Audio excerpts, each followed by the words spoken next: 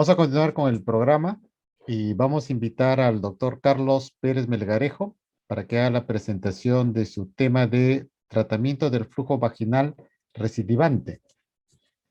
El doctor Carlos Melgarejo, Carlos Pérez Melgarejo, es médico ginecobstetra, egresado de la Universidad Nacional Mayor de San Marcos, médico asistente del Departamento de Ginecología del Instituto Materno Perinatal, máster en reproducción humana del Instituto Valenciano de Infertilidad y máster en epidemiología clínica de la Universidad Peruana Cayetano Heredia. Entonces, doctor Carlos Pérez tiene 25 minutos para su presentación.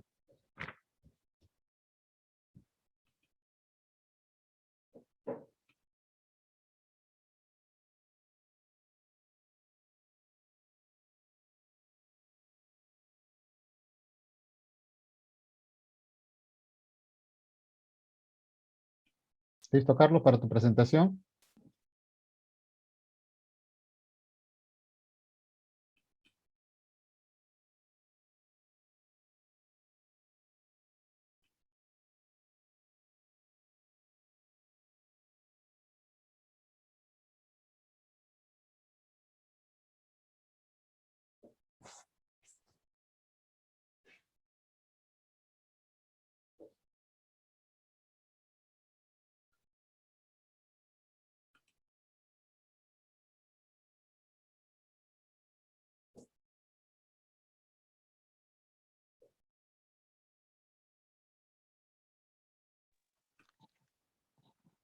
Buenas noches. Sí, Carlos. ¿Sí? ¿Me escuchan? Sí, Carlos, ahora sí te escuchamos. Empieza tu presentación, por favor. 25 Ya. minutos, por favor. Ok, Ya, gracias, doctor. Carlos. Ya, doctor. Bien, doctor Mesa, muchas gracias. Primero, agradecer la invitación que ha hecho hacia mi persona la Asociación Peruana de Facultades de Medicina y la Sociedad Peruana de Obstetricia y Ginecología. Bueno, para revisar este tema que es un tema ampliamente revisado en todos los capítulos de ginecología.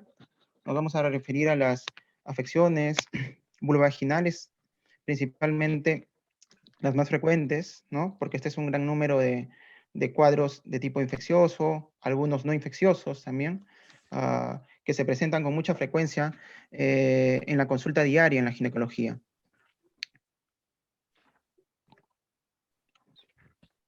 Entonces, vamos a ver.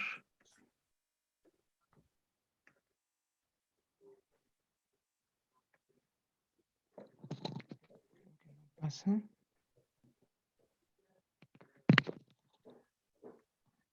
La presentación es, Carlos, ¿tú la has cargado o lo han cargado en Aspefan? Ahora estoy, también se las he mandado, pero ahora las estoy mandando de En lo directo. mismo. Sí, ¿Ha en directo. subido? Ok, ya, perfecto. Entonces avanzando más. Listo. ¿Hay algún problema?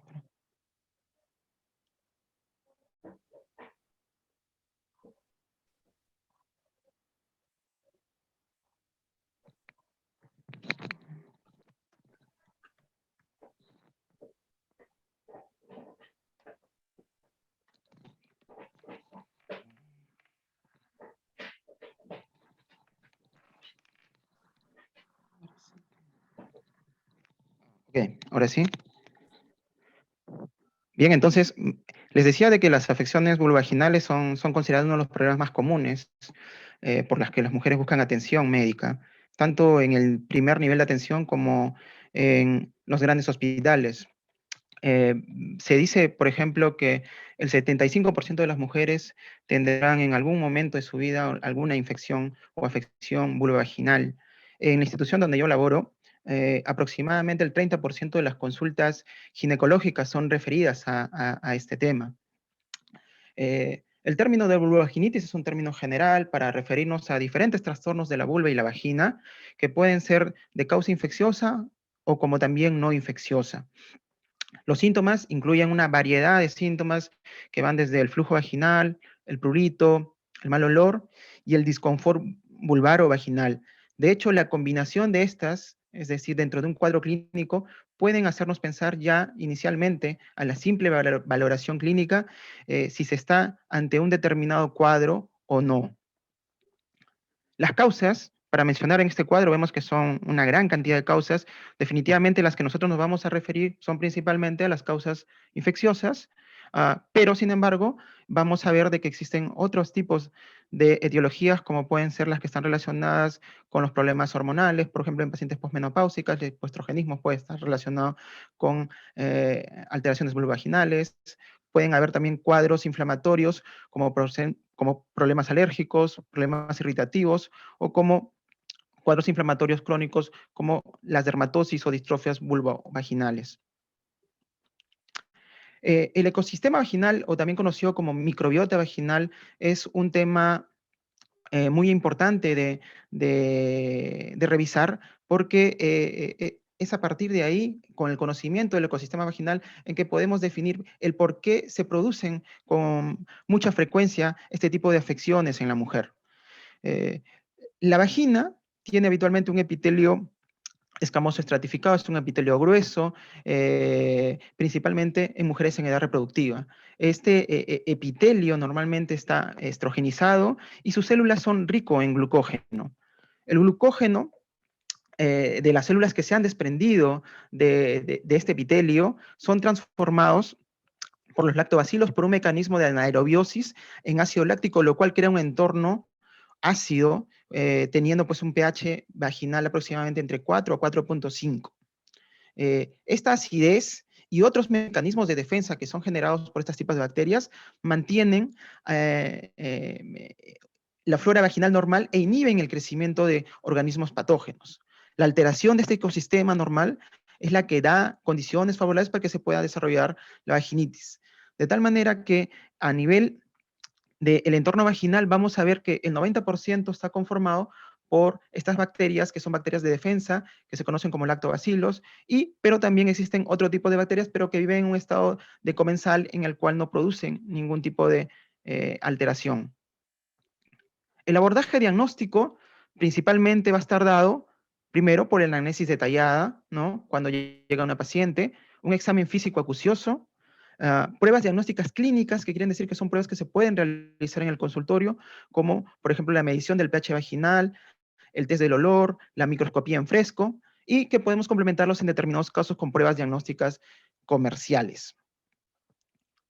El cuadro clínico, para ver el cuadro clínico, bueno, como les decía, existen múltiples causas, pero nosotros nos vamos a referir principalmente a las primeras tres, que son las causas infecciosas más frecuentes, estas tres, tanto la vaginosis bacteriana como la tricomoniasis y como la candidiasis, agrupan casi entre el 75 o el 80% de todas las causas infecciosas de los cuadros de vulvovaginitis.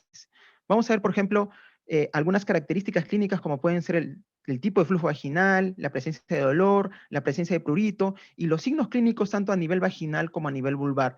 Vamos a ver que cada una de estas patologías específicas van a tener un detalle particular que lo va a diferenciar el uno del otro. Por ejemplo, en la vaginosis bacteriana, lo característico va a ser la presencia de un flujo con mal olor. Y después podemos prácticamente no se va a encontrar prurito, no se encuentra dolor y la paciente puede ser, por lo demás, oligosintomática. A diferencia, por ejemplo, en la tricomoniasis, vamos a encontrar que el cuadro clínico es mucho más marcado. Vamos a encontrar la presencia, aparte del flujo, vamos a encontrar dolor vaginal, dispareunia, disuria, vamos a encontrar una marcada inflamación a nivel del canal vaginal, en donde podemos encontrar característicamente un eritema marcado a nivel cervical que se conoce como cervix en fresa. En la candidiasis, por ejemplo, el cuadro está principalmente dominado por dos características, que es la presencia de un flujo copioso asociado a prurito. De tal manera que estas características clínicas que nosotros podemos ver inicialmente en la consulta de una paciente, nos pueden hacer ya pensar a qué tipo de etiología nosotros nos podemos encontrar de acuerdo a cada uno de estos hallazgos, ¿no? Dentro de las pruebas diagnósticas que se conocen como pruebas diagnósticas clínicas que se pueden hacer en el consultorio, vamos a tener tres pruebas que son importantes, que son la medición del pH vaginal, la microscopía en fresco o con hidróxido de potasio al 10% y el test del olor. Las pruebas diagnósticas se dividen en dos, aquellas que son pruebas clínicas, pruebas básicas que se pueden hacer en el consultorio, o que son las pruebas complementarias que habitualmente se hacen a nivel laboratorial y que por lo general son el gold estándar de este tipo de infecciones.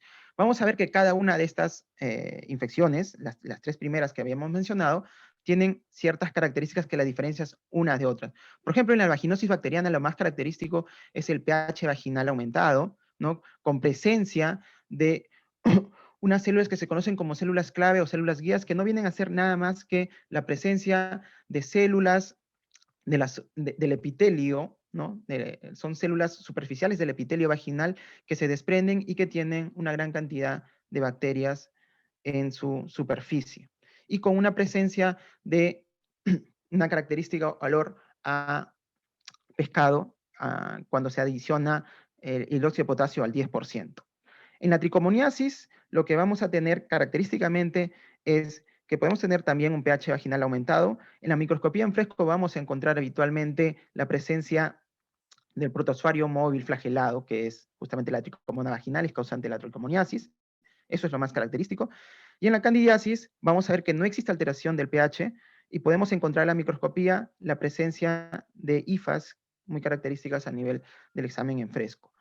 Si es que estas pruebas diagnósticas clínicas no nos dan el diagnóstico que nosotros requerimos, o a lo mejor son pacientes que vienen por cuadros recurrentes, vamos a tener que adicionar a esta primera evaluación los exámenes laboratoriales. En este caso, por ejemplo, en el caso de tricomonas podemos evaluar el PCR de tricomonas vaginales, o en el caso de cándida, algo que es muy importante es establecer o solicitar cultivos vaginales para que nos puedan determinar tanto la presencia de la cándida como tal, pero también el tipo, la especificación del tipo de cándida que se tiene. Incluso en algunos tipos de cultivos podemos definir la cantidad de colonias y como también el antibiograma que a veces nos puede ayudar en el tratamiento, ¿no?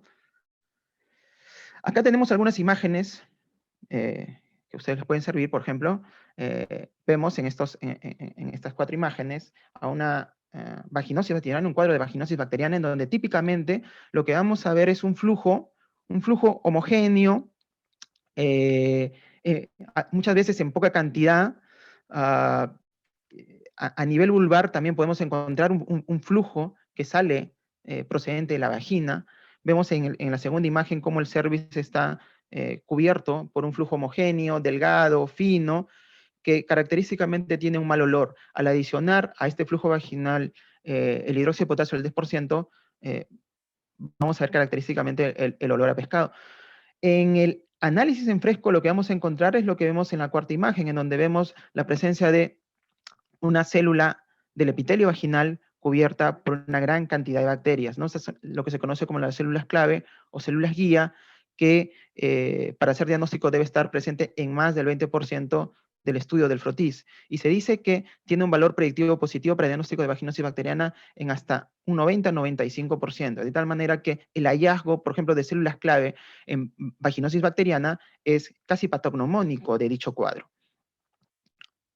En estas imágenes, las siguientes imágenes que tenemos, pues vemos una secreción media grisácea, espumosa, que cubre todo el cérvix. Ese cérvix lo vemos eritematoso, con unos punteados eritematosos. Esto se conoce como cérvix en fresa. Al examen en fresco nosotros podemos ver, aquí vemos en la tercera imagen, una célula epitelial vaginal, con presencia de unas estructuras unicelulares, ¿no? Flageladas, que habitualmente en el examen fresco incluso son móviles y permiten diferenciarlas claramente, que es este protozoario, este parásito flagelado, que es la tricomona vaginal, ¿no? Característica también de esta patología, hacer el estudio en fresco que se puede visualizar. Algunas veces cuando no se puede visualizar tan fácilmente este protozoario flagelado, entonces es cuando vamos a tener la necesidad de hacer algunos estudios laboratoriales mucho mayores, ¿no? En la tercera imagen, esta tercera imagen que tenemos acá, vamos a ver, por ejemplo, la presencia de un flujo vaginal blanquecino, grumoso, que se adhiere a la pared vaginal, que se adhiere al cervix, ¿no? Que típicamente no tiene mal olor, que está acompañado, como en la primera foto, muchas veces de abundante inflamación vulvovaginal, ¿no? Se ve un eritema marcado, con presencia de placas y escoriaciones. Al examen en fresco lo que vamos a encontrar son la presencia de micelios. Esto es característico de una candidiasis vaginal, eh, que es un cuadro con el que nos encontramos frecuentemente y que muchas veces nos enfrentamos a la recurrencia de este cuadro también muchas veces, ¿no? Este es un pequeño flujograma que ustedes pueden ver, en donde ante la presencia del flujo vaginal, determinar, por ejemplo, el pH vaginal es muy importante, porque con la determinación del pH vaginal podemos ya tener una disquisición bastante grande entre qué patologías nos podemos encontrar. Por ejemplo, si tenemos un pH normal, ante un pH normal, y si se trata de un cuadro infeccioso, lo más probable es que se trate de una candidiasis vulvovaginal, ¿no? También, de hecho, pueden haber cuadros no infecciosos. En estos casos, por ejemplo, una vaginitis alérgica se puede presentar con un pH normal. Si tenemos un pH elevado y se trata de un cuadro infeccioso, pues definitivamente esto se va a tratar de una vaginosis bacteriana o una tricomoniasis. Y también tenemos cuadros no infecciosos que pueden ir con pH vaginal elevado, como por ejemplo algunas patologías propias de pacientes posmenopáusicas, como la vaginitis atrófica o las distrofias inflamatorias crónicas, ¿no? En el tratamiento de manera general, vamos a ver que se van a utilizar medicamentos, por decirlo así, que tienen muchos años en el uso, pero que también hay algunos tratamientos alternativos cuando el tratamiento inicial no se puede dar por diferentes motivos, porque la paciente no tolera el tratamiento, porque tiene una alergia al tratamiento, o porque simplemente no puede estar disponible.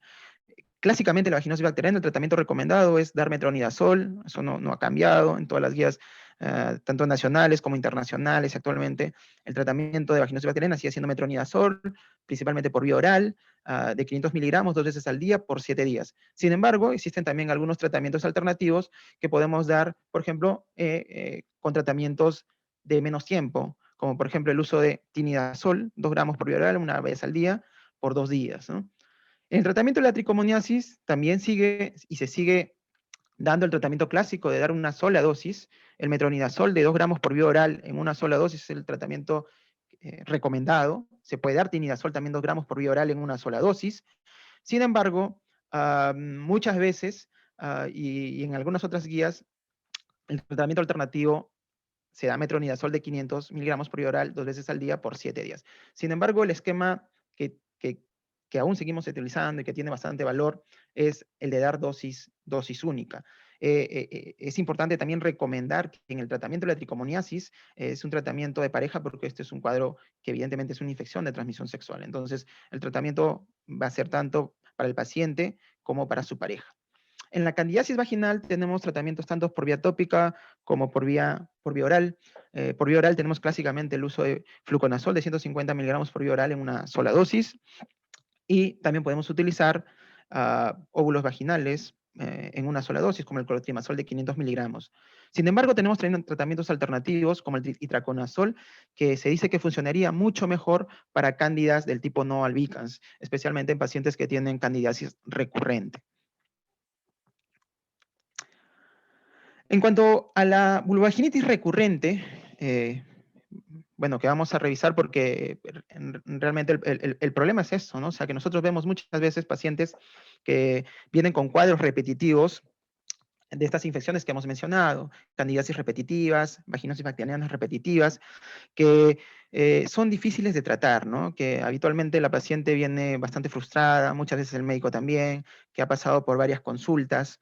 Entonces, es un reto realmente bastante veces difícil de poder hacer un buen diagnóstico y luego llegar al tratamiento, ¿no?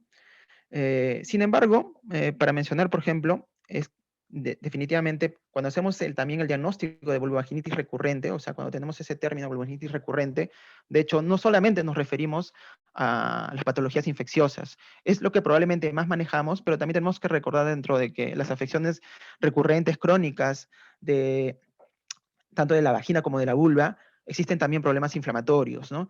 Entonces, la mayoría de pacientes con vaginitis crónica piensan que tienen siempre una infección recurrente por cándida, ¿no?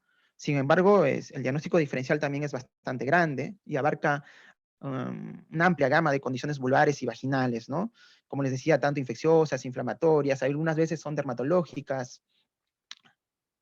Y tanto es así que, por ejemplo, en este estudio de 200 pacientes, ¿no? Eso es un estudio de Estados Unidos, pero por ejemplo podemos ver que existe una amplia gama de trastornos que dan una vaginitis crónica. Una de ellas, por ejemplo, es la candidiasis vulvovaginal recurrente, pero sin embargo tenemos un gran sinnúmero de patologías que son inflamatorias, algunas son inflamatorias crónicas, y que para hacer un diagnóstico preciso también es importante ver muchas veces el tipo de paciente que nosotros estamos viendo, ¿no? El grupo etario de pacientes que nosotros estamos valorando. Entonces, aunque estos resultados, de hecho, pueden ser diferentes de acuerdo a la población estudiada, de hecho, sirven para subrayar que el diagnóstico que hay un amplio, ¿no? Un amplio diagnóstico diferencial que nosotros tenemos que hacer cuando nos enfrentamos a vulvovaginitis recurrente. Vamos a ver dos patologías vulvovaginales recurrentes, en este caso la candidiasis y la vaginosis bacteriana recurrente, ¿no? Por ser probablemente las más comunes y con las que ustedes más se van a encontrar. La candidiasis vulvovaginal recurrente se define como la presencia de 4 o más episodios de vulvaginitis en un año. Se dice que el 75% de las mujeres desarrollarán una candidiasis vulvovaginal sintomática al menos una vez en su vida, y que más o menos entre 5 y 8% sufrirán de 4 o más episodios al año, es decir, que van a sufrir de un cuadro recurrente, es decir, que son catalogadas como una candidiasis vulvovaginal recurrente. La mayoría de los casos van a seguir siendo producidos por Candida albicans, que es el agente más común de la candidiasis vulvovaginal, pero en hasta un 10 a 20% van a ser producidas por Candida no albicans. De estas, la Candida glabrata es la más común. La mayoría de mujeres, esto es importante, si no todas, son portadoras asintomáticas de cándida en la vagina, ¿no? Eso es un dato muy importante porque para hacer un diagnóstico de candidiasis vulvovaginal, definitivamente no basta con que yo tenga, por ejemplo, un cultivo positivo para cándida, ¿no? Sino que tengo que valorar el cuadro clínico de esa paciente, ¿no? De hecho, la cándida está presente y es un agente comensal a nivel vaginal que no produce ninguna patología cuando el ecosistema vaginal se encuentra conservado. Los mecanismos eficaces de defensa, ¿no?, permiten la persistencia a largo plazo de la cándida como un organismo comensal, como les mencionaba, ¿no?, en una fase virulenta que no produce ningún problema, ¿no? La transición de esta colonización asintomática a la infección sintomática es un resultado de factores intrínsecos, ¿no?, del hospedero, ¿no?, algunos problemas crónicos propios del paciente, el uso de antibióticos sin control, el uso de algunos medicamentos que son inmunosupresores como corticoides, ambientales o relacionados con el tipo de cándida, pues como les decía, por ejemplo, las cándidas no albicans están mucho más relacionadas con los problemas crónicos o recurrentes que las albicans. Este es, por ejemplo, un cuadro donde nosotros vemos que la colonización de la vagina va a depender de diferentes factores, ¿no? De diferentes factores, factores del hospedero, los factores genéticos, factores conductuales. Pero a nivel vaginal, la cándida va a ser principalmente un comensal, va a estar presente como un comensal, no va a producir ninguna patología. Pero cuando existen algunas alteraciones en estos factores, tanto del hospedero, como les mencionaba, como algunas alteraciones propias, crónicas del paciente, enfermedades, uso de antibióticos, inmunosupresores, van a hacer que se altere el ecosistema vaginal y finalmente lleve a un cuadro de una vulvogenitis candidásica recurrente o crónica. Las candidiasis vulvovaginales en general se clasifican de 2 tipos, de acuerdo a su frecuencia, a su intensidad, a las características del huésped y al tipo de especie. Se clasifican en no complicadas y en complicadas. Las complicadas son aquellas que son muy frecuentes, ¿no?, que son recurrentes, que tienen, por ejemplo, intensidad severa, en donde el huésped tiene alguna característica que lo hace propenso a tener estos cuadros de manera repetitiva, como les decía, una diabetes, una inmunosupresión, y habitualmente las especies que están produciendo este cuadro son especies no albicans, ¿no? Todo lo contrario son básicamente para las infecciones no complicadas, infecciones esporádicas, que a veces tienen las pacientes una vez al año, que reciben un tratamiento y se curan muchas veces de manera completa. La mayoría de pacientes con síntomas de vaginitis, ¿no?, pueden ser diagnosticadas de forma correcta en la misma consulta, ¿no?, con métodos tan sencillos como les mencionaba y tan baratos como la medida del pH vaginal y el examen en fresco al microscopio. En la candidiasis vulvovaginal simple, cuando la clínica, la exploración, la medición del pH vaginal y la valoración al microscopio son compatibles con el diagnóstico de candidiasis, se puede obrar la realización de un cultivo, ¿no? Es decir, si tenemos todo lo característico para una infección vulvovaginal, se puede obviar, sí, la presencia de un cultivo, si es que suelen ser cuadros esporádicos. Sin embargo, en todos los casos de clínica recurrente, y es ahí donde mencionamos esto, será preciso siempre realizar un cultivo independientemente del resultado de las pruebas complementarias, ¿no? Esto es lo diferencia el cuadro recurrente del cuadro esporádico. Entonces, ante una vaginitis sintomática, ¿no? Ante una paciente que viene a la consulta con un cuadro compatible con una vaginitis, hacemos una exploración. Si la exploración es compatible con el cuadro, podemos hacer algunas pruebas que conocemos como pruebas diagnósticas clínicas, como les había mencionado, y con esto basta para hacer el diagnóstico, ¿no? Pero cuando los cuadros son recurrentes, no bastaría con esta primera forma de abordaje del cuadro, sino sería importante tomar un cultivo para hacer una tipificación adecuada de la cándida, como les decía. Se hace una buena tipificación. En algunos casos, en algunos tipos de cultivos, te pueden informar incluso hasta las unidades formadoras de colonia y en algunos pocos casos también incluso la presencia de un antibiograma. En el examen directo, bueno, las cándidas álbicas muestran las típicas pseudohifas y micelios. Otras especies como las clándidas labratas, por ejemplo, habitualmente son en forma de blastosporos, por lo que no es posible identificarlas con el examen directo, ¿no? Y es por eso que se necesitan medios de cultivos, hay veces algunos medios de cultivos muy específicos. Se debe tener en cuenta que el cultivo tampoco es totalmente fiable en algunos casos, especialmente cuando son casos esporádicos, ¿no?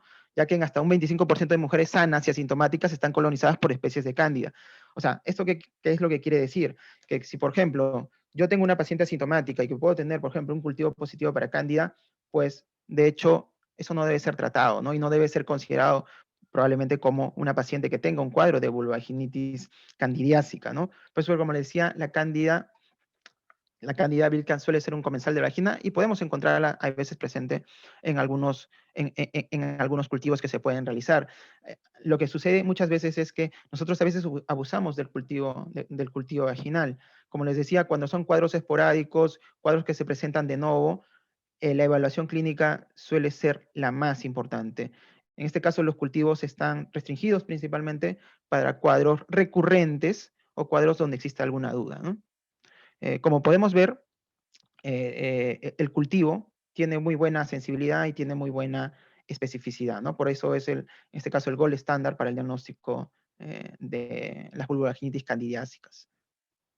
El tratamiento de las candidiasis vulvovaginal recurrente se puede hacer tanto por vía tópica como por vía oral. Habitualmente el tratamiento que nosotros mayoritariamente utilizamos son los tratamientos por vía oral, en donde iniciamos con un tratamiento de inducción o tratamiento inicial y luego damos un tratamiento de mantenimiento. En el tratamiento inicial habitualmente utilizamos fluconazol de 150 miligramos en un comprimido por vía oral cada 3 días en un esquema de 3 dosis, conocido como esquema 147. Y posteriormente continuamos con un comprimido semanal por hasta 6 o incluso algunos mencionan hasta por 12 meses, ¿no? Entonces ese es el esquema que nosotros manejamos mayoritariamente, más comúnmente. Sin embargo, existen otros esquemas, como por ejemplo el itraconazol, que habíamos mencionado que podría tener un mejor efecto contra cándida de especies no albicans, y podríamos utilizar itraconazol en ese esquema que estamos mencionando acá en el recuadro. En cuanto a la vaginosis bacteriana recurrente, lo último para terminar, vamos a ver que esto está dado porque existe un cambio en la flora normal de la vagina que hace que haya un sobrecrecimiento bacteriano, ¿no? Se considera en algunos casos que podría ser la vaginitis más común en todo el mundo. Es un factor, de hecho, para adquirir otro tipo de infecciones, especialmente infecciones de transmisión sexual, como por ejemplo puede ser clamidia, gonorrea, y también está relacionado con resultados adversos en el embarazo, está relacionado con parto pretérmino, con abortos. Son pocos los estudios que informan de la tasa de curación a largo plazo, pero de hecho se citan altas tasas de recurrencia después de los tratamientos en hasta un 30-50%. En la vaginosis bacteriana recurrente, en la patogenia, lo que vamos a encontrar es una disminución de lactobacilos, que hace que disminuya la producción de ciertas sustancias como el peróxido de hidrógeno, que son sustancias protectoras del ecosistema vaginal. Existe un incremento del pH vaginal y eso hace que haya un sobrecrecimiento bacteriano, ¿no? Eso es lo que sucede a nivel de una vaginosis bacteriana. Entonces lo que se ve es de que la flora normal de la vagina es reemplazada por otro tipo de bacterias anaerobias, en algunos casos facultativos en otro, que forman una biopelícula. Esta es una teoría de hace más o menos unos 10 años, probablemente, lo que se conoce en la literatura inglesa como el famoso biofilm, que se produciría en las pacientes que tienen vaginosis bacteriana recurrente, en donde se forma una película adherente a nivel del canal vaginal que no es muy sencillo eliminar y que haría que sea la causa de la recurrencia que tienen estas pacientes que tienen vaginosis bacteriana, porque las bacterias estarían imbuidas en ese biofilm protector bacteriano, que haría que la recurrencia sea tan alta en la vaginosis bacteriana y que algunos incluso pensarían de que aquella paciente que tiene vaginosis bacteriana es muy difícil de tratar. Algunos piensan incluso que esta paciente siempre van a tener tratamientos de manera frecuente porque la curación en algunos casos no se da. Es fundamental el diagnóstico preciso de la vaginosis bacteriana, ya que con frecuencia la vaginosis bacteriana se aborda y trata de forma empírica, ¿no? Lo que lleva a una respuesta inadecuada al tratamiento. El diagnóstico puede realizarse utilizando los criterios de Hansel, ¿no? Esos criterios clásicos Hansel del año 83, que siguen vigentes, o con la puntuación, el score de Newton, de una tinción de Gram. Sin embargo, los criterios de Hansel es lo que más utilizamos nosotros en el entorno clínico, ¿no? Y es lo que vamos a mencionar. Estos criterios tienen una sensibilidad del 92%. El diagnóstico se realiza con 3 de los 4 criterios de Hansel, ¿no? Como les mencionaba, de hecho, el valor predictivo más alto de estos criterios está en relación a la presencia de células clave. Este es el cuadro que ustedes pueden ver. Para hacer un diagnóstico con alta precisión de vaginosis bacteriana, son 3 de estos 4 criterios que mencionamos acá en la tabla. De hecho, para tratar una vaginosis bacteriana tenemos que ver varias formas de abordaje, ¿no? De hecho, vamos a tratarlos convencionalmente con el uso de antibióticos, ¿no? Pero también tenemos que ver los otros problemas, que es restablecer la flora vaginal normal o mejorar el ambiente vaginal. Se han establecido algunos tratamientos que lastimosamente no han dado muy buenos resultados, como es, por ejemplo, favorecer la acidez vaginal con ciertos productos para disminuir el pH vaginal aumentado, restablecer la flora vaginal con probióticos. En estudios grandes no han resultado tratamientos ayudantes muy prometedores. De Carlos, tal un manera que, minuto. sí, Te sí, queda un doctor, minuto. sí. De tal manera que en el tratamiento vamos a tener los tratamientos estándar, que son los tratamientos antimicrobianos, que nos llevan, como hemos dicho, a alta recurrencia, y están en estudio los tratamientos alternativos, que pueden ser principalmente aquellos que están en relación a restablecer el ambiente vaginal, el ecosistema vaginal, eh, para evitar esa recurrencia.